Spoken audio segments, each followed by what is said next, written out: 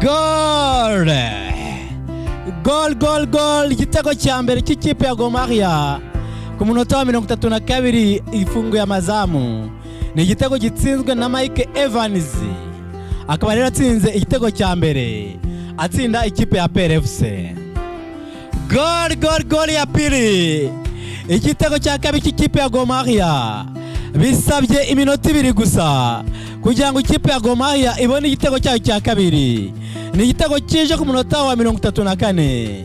Mbese aperi n'ibiki bibayeho.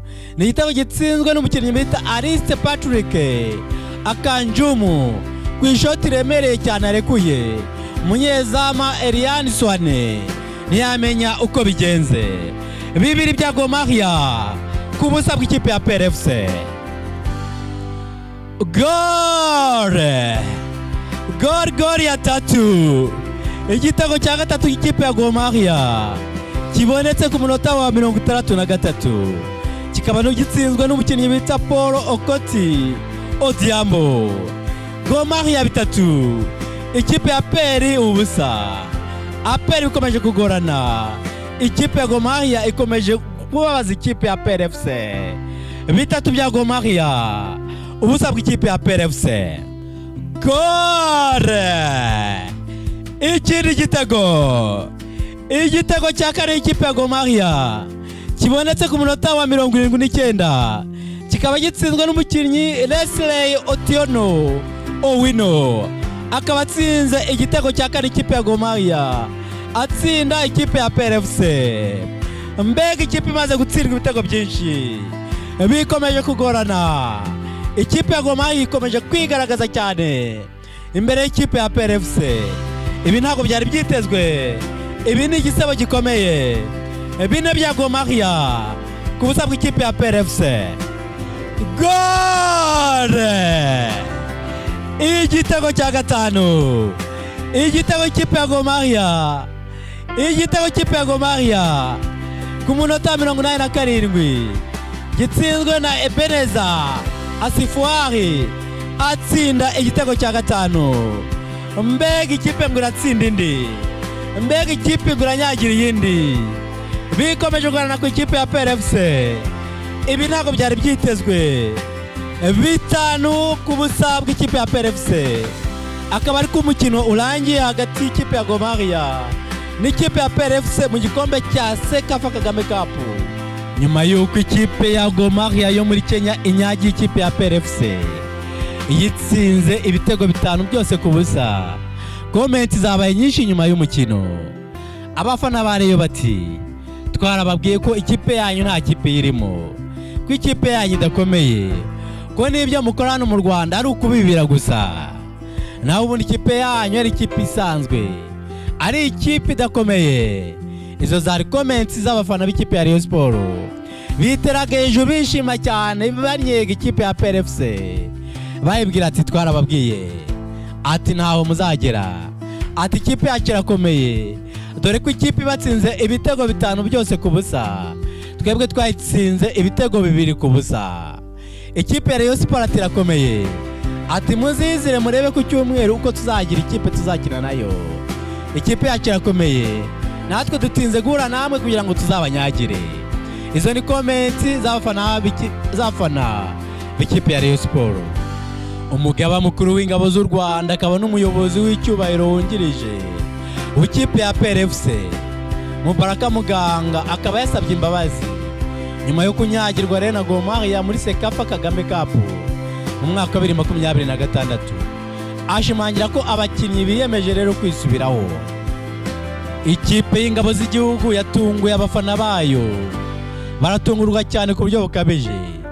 Inyagirwa n'ikipe ya Gor Mahia yo muri Kenya itsinda ibitego 5 byose ku busa, ndetse ikipe yo mu Rwanda ituma abakunzi bayo biheba cyane, banitakariza icyizere cyo kurenga amatsinda ya Sekafa Kagame Cup. General Mubaraka Muganga akaba yanyujije ubutumwa bwe kuri Radio Rwanda mu rubuga rw'imikino, asaba imbabazi abakunzi ba PRFC ndetse n'abandi mu mupira w'amaguru muri rusange, agaragaza ko ibyabaye bitazongera kubaho. General Mubaraka Muganga yagize ati ku bakunzi b'ikipe ya PRFC n'abakunzi ba ruhago muri rusange, mwari mwaje kudushyigikira mu mukino ubanza wa Sekafa Kagame Cup. Mu izina rya PRFC ndagira ngo nsabe imbabazi ko rero twaraye tubabihirije intangiriro y'irushanwa. Abakinnyi bitwaye nabi cyane. Nyuma y'umukino nafashe umwanya wo guhita mbasanga aho bari bari. Abatoza n'abakinnyi nabagaragarije ko ibyo bakoze bidafite uko bivugwa. Dusoza basabye imbabazi mwese kandi bahiga ko rero intego ari intsinzi. Nanjye mu izina rya bose ndongera kubasaba imbabazi ngo muzaze abakinnyi bahigure ibyo bahize. Murakoze, turabashimiye. Komenti zari nyinshi cyane ku bakunzi b'ikipe ya PRFC nyuma y'uyu mukino ndetse no ku bakunzi b'umupira w'amaguru muri rusange hano mu Rwanda. Umwe yatanze igitekerezo agira ati, igifite akamaro ni ugutekereza ku buyobozi bwa ekipe no kwiga kushinzwe kuzanira abakinnyi ndetse n'abatoza ikipe ya PRFC. Ikindi, ubu hagombye gukorwa quick fix, hagahindurwa staff yose, ubundi ibindi bikabona gukurikira nyuma. Uyu mufana yakomeje agira ati, imbabazi abafana bazitanga ari uko hari icyakosotse, kandi rwose CDS igihe hakiri coaching staff azahora asaba imbabazi kuko nk'ubu PRFC yamaze gusezererwa muri Sekafa Kagame Cup ya 2026. Umuyobozi w'abafana w'ikipe ya PRFC Jangwani nawe yari cyo yatangaje, yanenze cyane imyitwarire y'abakinnyi rero ku uyu mukino, ariko ashimangira ko impamvu yabiteye ari uko abakinnyi bataramenyerana, kandi ashimangira ko ibi ari ibintu bisanzwe. Yavuga this is football. Arsenal yatsinzwe ibitego byinshi, Man yatsinzwe ibitego byinshi, za Real zarabitsinzwe. Ati natwe kuba twatsindwa rero ibitego 5 ntabwo ari igitangaza. Uyu ni umupira w'amaguru, niko bisanzwe. Ikipe yiteguye neza ishobora kugutsinda ibitego byinshi, kandi ikipe yawe rero iyo ukomeje guhuzagurika ishobora gutsindwa ibitego byinshi. Yakomeje ashimangira ko ikipe nimara kumenyerana izarushaho kuba ikipe nziza kandi zitwara neza. Abanyamakuru nabo bagize icyo bavuga, baravuga ati mbese APR nishobora kuba yaraguze nabi kagura abakinnyi badashoboye. Abandi bati haracyari kare, mureke turebe umukino uzakurikiraho, mureke turebe reaction bazakora nyuma yuko batsinzwe ibitego 5-0.